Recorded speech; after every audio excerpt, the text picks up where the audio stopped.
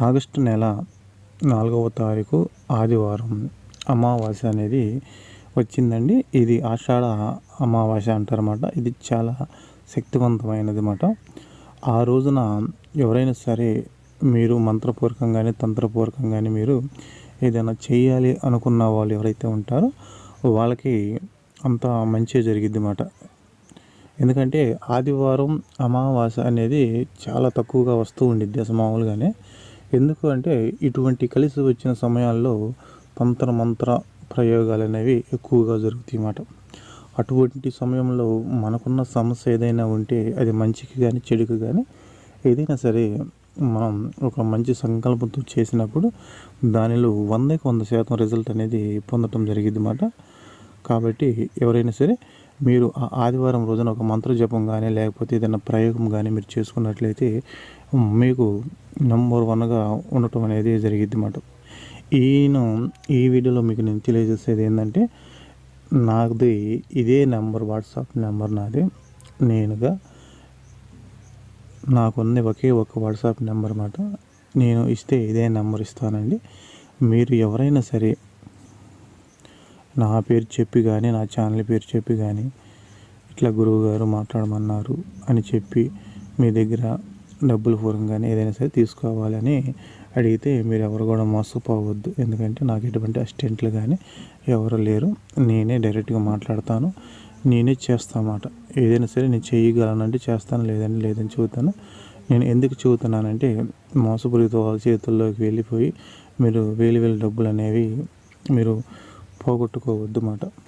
ఎందుకంటే నాకు చాలామంది మెసేజ్లు పెట్టి ఇదే విధంగా చెబుతున్నారు. అందుకోసమని నేను చెబుతున్నాను, ఎవరు కూడా నా పేరు చెప్పినా సరే నమ్మవద్దు. నేనంతగా నేనే మాట్లాడతా, ఇదే నెంబర్తో నేనే మాట్లాడతా. ఇదే నెంబర్ నీకు వచ్చిందంటే అప్పుడు నేను మాట్లాడినట్టు గుర్తుపెట్టుకోవడం. అంతేగాని నేను పలానా గురువుగారి శిష్యుడని వాళ్ళ బంధువులని మాట్లాడినా కూడా ఎవరు కూడా మీరు తీసుకోవద్దు. అయితే ఈ ఆదివారం అనేది మీకు నేను పవర్ఫుల్గా రెమెడీ ఒకటి తెలియజేయబోతున్నాను. ఎవరైతే శత్రు బాధలతో బాధపడుతుంటారో అటువంటి వాళ్ళకి చిన్నగా ఉండేది మీకు మీరుగా సొంతగా చేసుకునేది ప్రయోగం అన్నమాట. శత్రు బాధలు అంటే శత్రువులు ఎక్కడి నుంచి వస్తారు?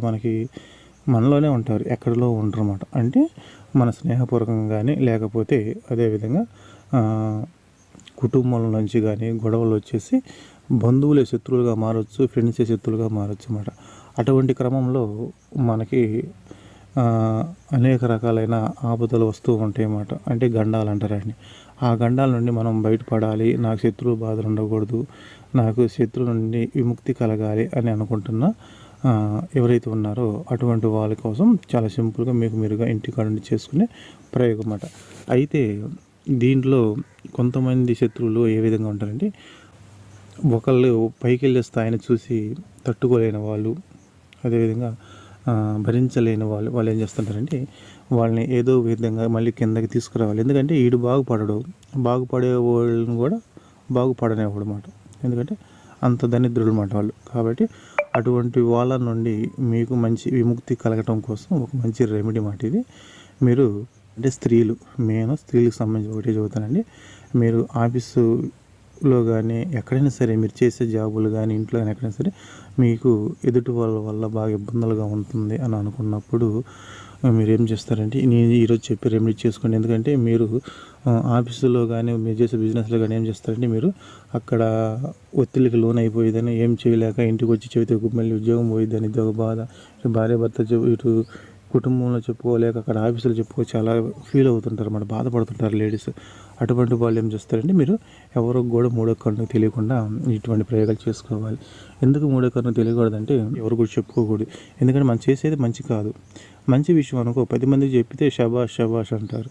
అదే చెడు విషయం చెప్పానుకో చెప్పు తీసుకొని కొడతారు అన్నమాట. కాబట్టి ఇక్కడ నేను చెప్పేది ఏంటంటే అది మంచి కానీ చెడు కానీ కొన్ని విషయాలు అనేది గుండెల్లో పెట్టుకోవాలి, సైలెంట్గా పని చేసుకుంటూ వెళ్ళిపోవాలన్నమాట. అదేవిధంగా నేనేం చెప్పినా సరే 1-2 సార్లు ఆలోచించి చెబుతాను.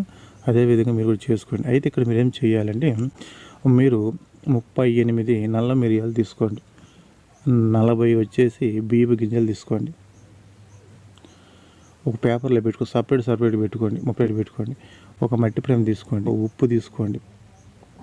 ఉప్పు తీసుకొని ఒక నిమ్మకాయ తీసుకొని మీరు ఏం చేస్తారంటే ఒక రెడ్ మార్కర్ తీసుకోండి, రెడ్ కానీ బ్లాక్ తీసుకోండి, ఎందుకంటే శత్రువుకి బ్లాక్ పనిచేస్తున్నాడు. తీసుకొని మీరు ఏం చేస్తారంటే, మీకు ఇంట్లో చేయకూడదు ఈ ప్రయోగం, ఇంటి బయట అంటే మనం ఎవరు చూడని ప్రాంతంలో, ఎవరు తెలియకుండా ప్రాంతంలో చేయాలన్నమాట. 5 నిమిషాల పైన మాట. మీరు ఏం చేస్తారంటే వీటన్నిటిని తీసుకొని బయటికి వెళ్ళిపోండి. ఎక్కడికి? బయటికి వెళ్ళిపోయి ఒక అరడుగు లోతు గుంట తీసేసి మీరు ఆ దాంట్లో ఏం చేస్తారంటే మీ శత్రువు పేరును ఎవరైతే ఉన్నారో ఆ యొక్క శత్రువు పేరు చెప్పుకుంటూ వాళ్ళకి మీ నుండి ఎటువంటి ఆపద అయితే వచ్చిందో అటువంటి ఆపదని మా నుండి శాశ్వతంగా తీసివేయాలి అనుకొని మీరు బియ్యపు గింజలు గుంట అని మీరు తీసిన అరడుగు గుంటలో వేసేయండి. వేసిన తర్వాత మీరు ఏం చేస్తారు, ఆ యొక్క మిరియాలు ఆ బియ్యం మీద ఒక మట్టి ప్రమిది పెట్టేసి దాని మీద ఉప్పు పోయండి, కళ్ళుప్పు పోయాలన్నమాట. కళ్ళుప్పు పోసి మీరు తీసుకున్న నిమ్మకాయని చూసారా, ఆ యొక్క నిమ్మకాయ మీద మీ యొక్క శత్రువు పేరు రాయండి. రాసేసి దానిపైన ఒక మేకు గుచ్చండి, సూది కానీ గుండె సూది కానీ మేకని గుచ్చేసి ఆ మట్టి ప్రమిద ఆ యొక్క నల్ల మిరియాల బియ్యం మీద పెట్టేసి మట్టి కప్పెట్టేసి మీరు వెనక్కి తిరిగి చూడకుండా వచ్చేసేయండి. మీకు ఎవరైతే శత్రువులు ఉన్నారో ఆ యొక్క శత్రువు మిమ్మల్ని టార్చర్ చేయటం కాదు, కానీ అతనికి తెలియకుండానే అతని ఆరోగ్యం అనేది క్షీణించిపోతూ మంచానికి అంకితం అయ్యే విధంగా అతను వెళ్ళిపోవడం అనేది జరిగిద్ది అన్నమాట. ఆ విధంగా శత్రువుల నుండి మీకు విముక్తి కలిగిద్ది. ఎవరు కూడా ఇంకా మీ జోలికి రారు. ఎందుకంటే అతనికి మీ జోలికి రావాలంటే అతని ఆరోగ్యం బాగుండాలి కదా. అట్లా అతను అనారోగ్యం పాలైపోతాడు. అనారోగ్యం పాలైపోయి మంచానికి అంకితం అయిపోతాడన్నమాట. అటువంటి పవర్ఫుల్ గల రెమెడీ అన్నమాట. ఇటువంటివన్నీ కూడా ఎవరు చేసినా సరే మంచి ఉద్దేశంతో చేయాలి.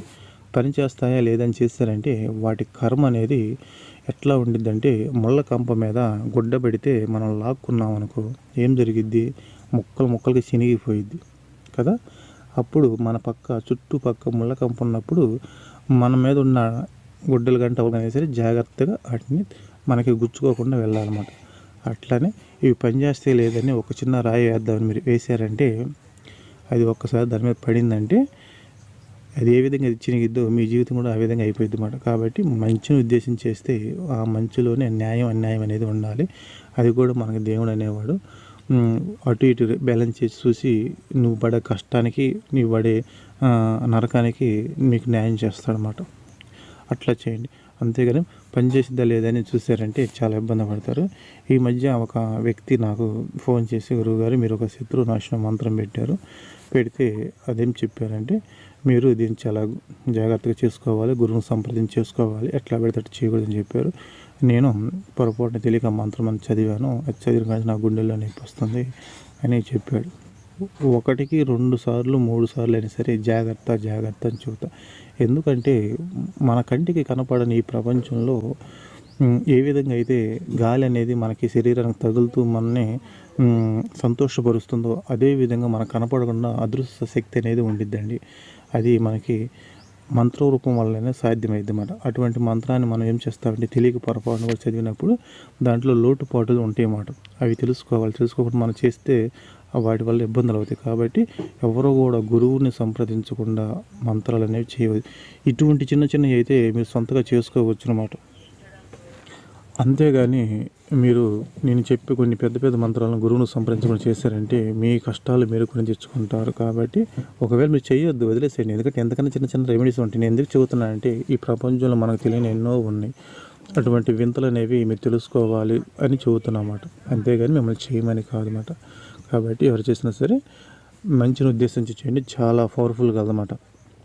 అయితే రేపు ఆదివారం అమావాస్య వస్తుంది. ఎవరైనా సరే మీకు ఎటువంటి అయినా వశీకరణ యంత్రాలు కానీ, భార్యాభర్తల వశీకరణ యంత్రాలు కానీ, భార్యాభర్తల మధ్య గొడవలు ఏదన్నా ఉంటే అటువంటి వశీకరణ యంత్రం అనేది తయారు చేసి ఇవ్వమంటే ఇస్తాను. భార్యాభర్త చక్కగా అనుకూలంతో వాళ్ళ మధ్య సఖ్యత కలిగే విధంగా చేసి ఇస్తామన్నమాట. అదేవిధంగా సర్వజన వశీకరణ యంత్రాలు కానీ, ధన రాబడి యంత్రాలు కానీ, అదేవిధంగా ఎవరైనా సరే బిజినెస్ చేస్తున్నా సరే షాపుల్లో ఉండాలటువంటి వారికి ధన ఆకర్షణ ప్లేట్లు అనేవి ఉండిద్ది అన్నమాట.